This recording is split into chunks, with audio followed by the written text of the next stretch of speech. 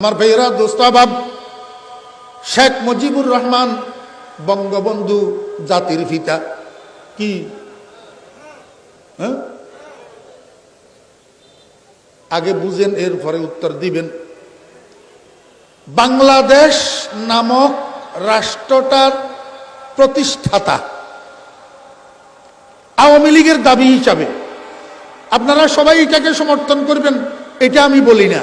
কারণ এখানে বিএনপিও থাকতে পারেন, জাতীয় পার্টি থাকতে পারেন, অন্য দল থাকতে পারেন, ঠিক আছে না? কিন্তু বাংলাদেশ নামক এই রাষ্ট্রটার স্থপতি শেখ মুজিবুর রহমান, সেই হিসাবে উনাকে বাংলাদেশের জনগণের কিছু অংশ জাতির পিতা বলে, জাতির পিতা বলে। এটার সাথে ইসলামের কোনো সম্পর্ক নাই, এটার সাথে ইসলামের কোনো সম্পর্ক নাই। এটার সাথে সম্পর্ক হলো ভূগোলের একটা টুকরার স্বাধীনতার সম্পর্ক, ভৌগোলিক পরিমাপের একটা এক টুকরা মাটির স্বাধীনতার সম্পর্ক। যার হাতে এটা স্বাধীন হয় তাকে ওই দেশের জনগণের, ওই দেশের অধিবাসীদের জন্য জাতির পিতা বলা। আমি আপনাদেরকে আমার আসল বোঝানোর উদ্দেশ্য হলো, হযরত ইব্রাহিম আলাইহিস সালাম বাংলাদেশ স্বাধীন হওয়ার স্থপতি হিসাবে জাতির পিতা না। দোস্ত আহবাব, হযরত ইব্রাহিম আলাইহিস সালাম শুধু বাংলাদেশের মুসলমানদের জাতির পিতা নয়, ভারতে মুসলমান আছে না নাই? তাদেরও জাতির পিতা। পাকিস্তানে মুসলমান আছে না নাই? তাদেরও জাতির পিতা। মিডল ইস্টে মুসলমান আছে না নাই? এশিয়া মহাদেশের মধ্যে, আফ্রিকা মহাদেশের মধ্যে, আমেরিকা মহাদেশের মধ্যে, ইউরোপ মহাদেশের মধ্যে, অস্ট্রেলিয়া মহাদেশের মধ্যে, গোটা বিশ্বের মধ্যে যত মুসলমান আছে সমস্ত মুসলমানের ধর্মীয় জাতির পিতা হযরতে ইব্রাহিম আলাইহিস সালাম। আমি আপনাদেরকে এটা বলার উদ্দেশ্য হলো, কেউ কেউ যেন এই কথা আবার মনে না করে ইব্রাহিম আলাইহিস সালামকে জাতির পিতা মানে, বঙ্গবন্ধুরে জাতির পিতা মানে না। অথচ বঙ্গবন্ধু যেই জাতির পিতা, ইব্রাহিম আলাইহিস সালাম সেই জাতির পিতা নয়। ইব্রাহিম আলাইহিস সালাম যেই জাতির পিতা, বঙ্গবন্ধু সেই জাতির পিতা নয়। অতএব দুটোটার মধ্যে সাংঘর্ষিক কোনো কিছু নাই, দুটোটার মধ্যে সাংঘর্ষিক কোনো কিছু নাই। ইব্রাহিম আলাইহিস সালাম গোটা পৃথিবীর মুসলমানদের জাতির পিতা, কারণ এই আব্বাই আমাদেরকে মুসলমান করি নাম রাখছে। মুসলমান করি আমাদেরকে নাম রাখছে কে? এই আব্বা। দেখেন না, 7 দিন বয়সে বাচ্চার নাম রাখে কে? আব্বাই না। অন্যরা চয়েস করেই দে, ঠিক আছে, কিন্তু এই কাজটা কর্তব্য কার? বাপের। এই কাজটা কর্তব্য কার? বাপের। আমি আমার কথা না, রাসূলুল্লাহ সাল্লাল্লাহু আলাইহি ওয়াসাল্লাম বলছেন, ফালইউহসিন ইসমা, বাপের দায়িত্ব সুন্দর একটা নাম রাখা। তাহলে হযরত ইব্রাহিম আলাইহিস সালাম আমাদের নাম রাখছেন হুয়া সাম্মাকুমুল মুসলিমিন।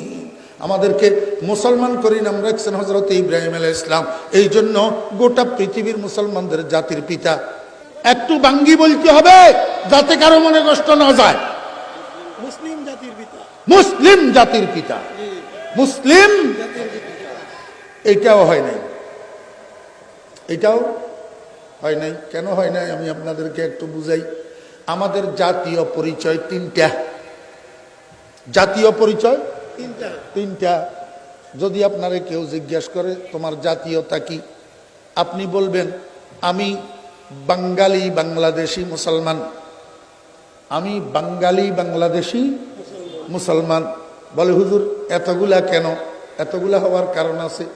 আমি ভাষাগতভাবে বাঙালি, ভাষাগতভাবে দেশগতভাবে বাংলাদেশি, আর ধর্মগতভাবে মুসলমান। ধর্মগতভাবে মুসলমান। তাহলে বোঝা গেল আমার একটা ধর্মীয় জাতীয়তা, আর একটা ভাষাগত জাতীয়তা, আর একটা দেশগত জাতীয়তা। এবার আমি আপনাদেরকে বুঝাই। কলিকাতায় বাংলা ভাষায় কথা বলে এমন মানুষ আছে না নাই? এরা কি বাংলাদেশি? বাঙালি? হ্যাঁ। বাঙালি? হ্যাঁ। বাংলাদেশি না। কলিকাতায় যারা বাংলা ভাষায় কথা বলে এরা জাতিগতভাবে, ভাষাগত জাতীয়তায় বাঙালি, কিন্তু রাষ্ট্রগত জাতীয়তায় ইন্ডিয়ান। রাষ্ট্রগত জাতীয়তায় ইন্ডিয়ান। আমাদের দেশে ওই যে পার্বত্য চট্টগ্রাম একটা পাহাড়ি অঞ্চল আছে, এখানে উপজাতিরা বাস করে।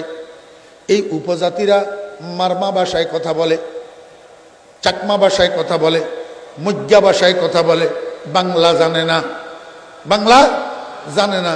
আমার ভাইরা, দোস্ত আবাব, এরা ভাষাগতভাবে মারমা, ভাষাগতভাবে চাকমা, ভাষাগতভাবে মগ, বাঙালি না, বাঙালি না, তবে বাংলাদেশি।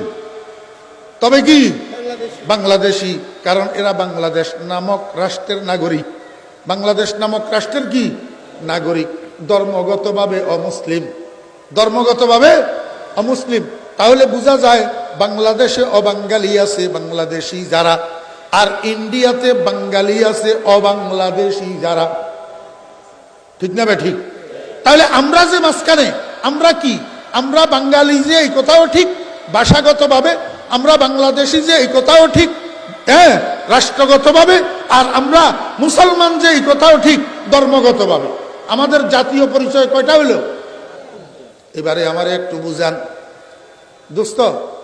আমাদের দেশের কিছু রাজনৈতিকেরা আমাদের আইওয়াশ করে। কি করে? আইওয়াশ করে। একজনে কয় আমার জাতীয়তা বাঙালি জাতীয়তা, আরেকজনে কয় আমার জাতীয়তা বাংলাদেশি জাতীয়তা। আমি তো কই দোনোটা ঠিক, দোনোটা কি ঠিক। অতএব এইটা লইয়া এগুলো হলো শাব্দিক বহস, এগুলো হলো শাব্দিক বিতর্ক। এই শাব্দিক বিতর্কের সাথে জাতির উন্নতি অবনতির কোনো সম্পর্ক নাই। আইওয়াশ। আর কয় মোল্লারা কিছু বুঝে তুঝে না, মোল্লারা কিছু বুঝে না। আল্লাহু আকবার।